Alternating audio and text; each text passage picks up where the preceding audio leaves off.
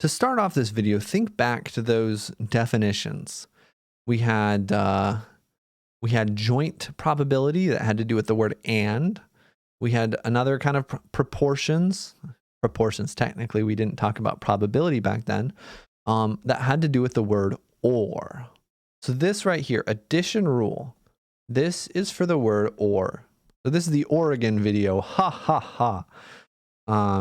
My coworker says I need to get a laugh track, but I think that'd be a little pathetic to have a laugh track on your videos for terrible jokes, but maybe pathetic is just what I want to go for. So this is the addition rule for probability. It's very heavily associated with the word or.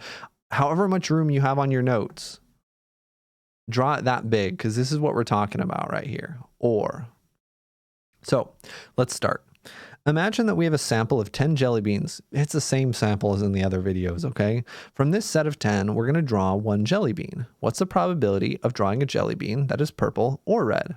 Now, we've already done this, okay? I have a memory of a goldfish. I don't remember whether we've done this exact problem, but watch this, watch this. Purple or red. That's purple or red. Oh no, we've done a similar problem. That's just the number that are purple. You know what? I'm just going to write purple. I don't care. Purple or reds divided by the total. Okay. Which is again, 2 plus 4 divided by 10, or 60%. Now the thing about fractions is that if you're adding two things, we can go off to the side here. Take a little adventure. Woo! Right? 2 plus 4 over 10, that's the same thing as 2 out of 10 plus 4 out of 10. I have my master's degree in math. I can say this pretty confidently. So look at this 2 out of 10. This is just a probability that something's purple plus the probability that something's red. So by this kind of logic, we're going to kind of extend this. The probability of something being purple or red is the probability of purple plus the probability of red. And so we can't use that all the time. We'll talk about when we can use them right now. You came to the right place if that's your question. So it has to do with disjoint events. Okay, mutually exclusive events. We had that definition pop up in an earlier video because none of these jelly beans are multicolored. So a purple jelly bean and a red jelly bean is a mutually exclusive event because they can't both happen at once. So if things are mutually exclusive, right, this is a very important if things are mutually exclusive, then to add an or probability, you just add the individual probabilities together. Okay? So this is a big little rule. Big little rule. Nice, Jason. Good work. Big little rule that we have for, it's like the addition rule, but nobody really, if you want to be fancy, you can call it the addition rule, but we're going to think about it as a rule for or. Okay? And it's important to remember, you know what? I erased it, but let's put it back. They do have to be disjoint. Don't forget that. Otherwise, it'll get you into some trouble. We'll also talk about what happens if they're not disjoint.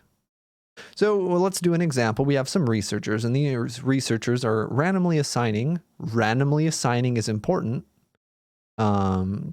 Remember, for our experiments, if we don't randomly assign them, if we don't have a control, then, you know, it's not as useful of data. So randomly assigning 72 chronic users of cocaine into 3 groups, desipramine, which is an antidepressant, apparently, lithium, standard treatment for cocaine, I guess. I don't actually know too much about this, and a placebo. That's the control group. All right. That's the control group right here. I didn't write this example. But yeah, I'm sure they did their research. Okay, and the results are summarized to the right. Okay, so we have a contingency table, right? There are 3 variables for different treatments. disipramine, lithium, placebo. And there are two variables for whether you had a relapse or no relapse. Contingency table, just like the start of this unit, this module. So we can look at this and say, what is the probability that they were given disipramine or lithium? Well, what's the total number of people with disipramine? What's the total number of people with lithium? Are these mutually exclusive? I should hope so. Again, I don't know too much about these, but I hope they're not taking both. In general, medically, taking multiple things. You got to talk to a doctor about that. I guess they are working with doctors, but anyway. So these are mutually exclusive. These are disjoint. They can't both happen at the same time. So the probability of disipramine or lithium is the probability of disipramine plus the probability of lithium. We can use that little property. Well, the probability of disipramine is 24 out of 72. Probability of lithium is also 24 out of 72. So together, that's 48 out of 72, or 1/3. Or 33.33%. Now, in this case, we could have also done it the old way, right? Sometimes the old way is better. Sometimes the new way is better. Having multiple ways is usually a good idea. So the old way would just be to count, well, 48 had both. Okay, so is also, it's not 1/3 at all. Jason, you mentioned you could deal with fractions because you have your master's degree, but I think you need your PhD if you're going to talk about this. 2/3 or 66.7%. I need to go back to school. All right, it's 1/3 plus 1/3, that's 2/3.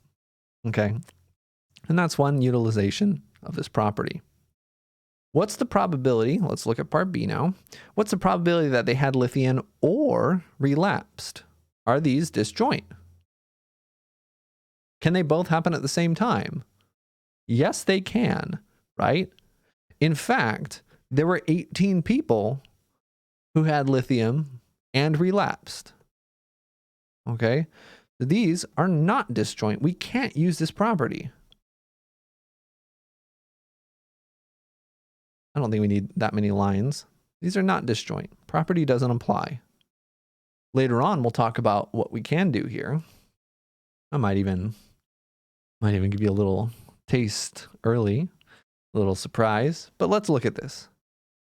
Again, the answer to this question is just the number of people who had lithium or relapsed divided by the total number of people. So we just have to count. How many people had lithium or relapsed?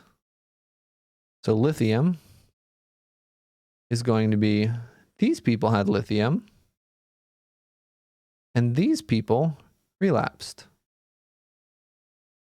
We just need to add these two things together. But be very careful that you're only adding things once. If I just took 48 plus 24, right? If I took 48 plus 24, that would be wrong. Because if I took 48 plus 24, I'd be counting this group, these 18ers, twice. Okay, so we don't want to count twice.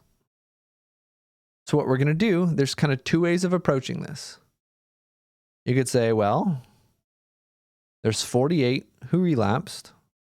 There's 24 who took lithium. And we have to make sure not to double count, so let's subtract 18. Divided by the total number of patients, which was 72. That's one way of approaching this. Another thing that you could have done is you could say, well, let's just add up all of these red numbers. Right? You could have also said 10 plus 18 plus 20 plus 6 is all the people who either relapsed or took lithium. All right. And so there's kind of two ways of approaching this one. Either way, if I can add, you should get to the same answer. So this is going to be 54 maybe. 54 out of 72. And the other one is 28, 48. Also 54 out of 72. That's great. And if we reduce this, what is this reduced to? They're both divisible by 6. Maybe 9 divided by 12. Oh, that's 3/4.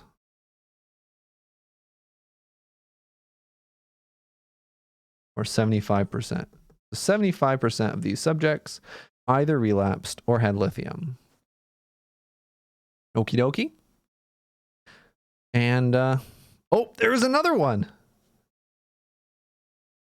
Caught me by surprise. Again, memory of a goldfish. I knew this was here. So this is an example of a non-disjoint event, and this is a version, right? If they're disjoint, we have this really nice property we can use up here. But if they're not disjoint, it's actually really the same thing.